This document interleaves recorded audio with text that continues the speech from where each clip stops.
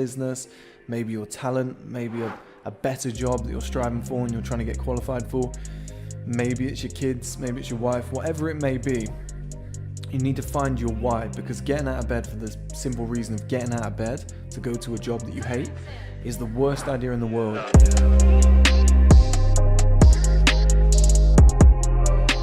So guys, you want to get up earlier in the morning, but you're struggling to get out of bed. This isn't abnormal. This happens a lot. It probably means that you hate your job or you've got no purpose, right? Which is a good thing, because now you know.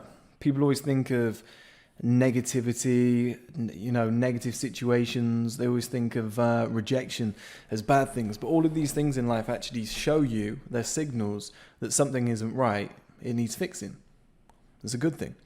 So how do you wake up at 5 a.m. and be productive 5 days a week, 6 days a week, maybe even 7 days a week if that's what you want to do, but especially on the 5? So number one, starting with the point that we just began with the job, is you need two things to begin with. I'll go with both of these to begin with. You need, number one, a why. So a reason why you're getting out of bed in the first place. If you're just getting out of bed for work, you're going to struggle. You need a bigger picture. You need something that you're working on every single day. Maybe a business, maybe your talent, maybe a better job that you're striving for and you're trying to get qualified for. Maybe it's your kids, maybe it's your wife, whatever it may be. You need to find your why, because getting out of bed for the simple reason of getting out of bed to go to a job that you hate is the worst idea in the world. And it's there's no wonder why you'll find it very, very difficult to wake up in the morning when that alarm goes off. It's so tough. Now, the two-parter to that, as promised, is that a lot of people get straight out of bed and they go straight to work. Now, this isn't the best idea, because you're getting out of bed to go to work. Now, you need something in between when you're waking up and when you get to your office, wherever it may be. Now, the best thing you can do, I think personally, is fit the gym into that space. You could always work on a business or something. Maybe, I don't know, maybe you write scripts. You could get up in the morning for 2 hours before you go to work. You could write a script that excites you, that gets you out of bed. That's something that you enjoy doing. You could work on your business, write an article for a website, whatever it may be. You could even do something like this, right? Maybe it's something as simple as photography, morning photography. You get out of bed, go and take some photos, come back, go to work. That gets you excited, it gets you up. But I think the gym is a great one. It's very safe because it's accomplishing two things. It's getting you out of bed. That's if you love the gym. It's getting you out of bed in the mornings, and also you're working towards something better, which is a better body, better health. And, you can build a very good addictive routine with the gym. So whatever it may be, put something between when you wake up and when you get to work. Something's got to fill that hour or two just before you do that. Otherwise, you're getting up to go to work, which isn't a nice feeling. There's not going to be any motivation to get out of bed if that's your purpose. Whereas if you've got something in between, you're going to be a little bit more keen to go and conquer that with all your energy first. And then while you're up and you're productive, work doesn't feel so bad. Now, the third tip is to put your phone on the other side of the room. So many people hit that snooze button. I'm assuming it's your phone. Most people would these days, right? Especially with the youthfulness of my audience. So you're probably going to lean over, you're going to hit snooze, you're going to go back to bed. You're going to hit snooze, you're going to go back to bed.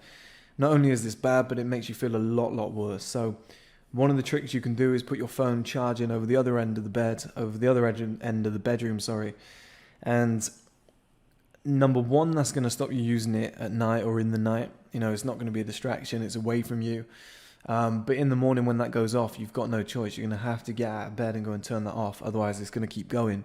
And once you're on your feet and you're out of bed and you're in the cold of the bedroom rather than the warmth of the sheets, you're up. You might as well stay up. So I know it's not a nice way to do it, but it definitely works. Now, another two-parter to go with that one, to go along with the phone alarm, is a lot of people use disgusting phone sounds that are guaranteed to wake them up. I don't think it's a good idea, because you end up detesting the sounds, your brain doesn't like it, and it's quite a shock to hear like a da-da-da-da-da-da-da first thing in the morning. I don't think that's very good. What I've always done is I've always downloaded an app which is like a smart alarm, where you can pick songs that build gradually They build slowly, so they increase with volume, so they wake you up in a more subtle manner. And I've always picked songs that I like, so songs that are current, that I'm listening to at the moment. And then I change it often, so I don't end up hating that song. But what you'll find is when that alarm goes off, it builds gradually, and it's a song that you like. It's not going to feel too bad, it's going to put you in a good mood because you associate that song with good stuff, especially if you've got a reason why you're getting up. Maybe you're really driven at the moment, you're really driven with your gym stuff, something else that you're doing, and you play like a motivational song that you would normally play in your downtime, a song that you like, and it builds gradually, so it gets you out of bed, and it's across the other end of the room. All these things together are really going to get you up early.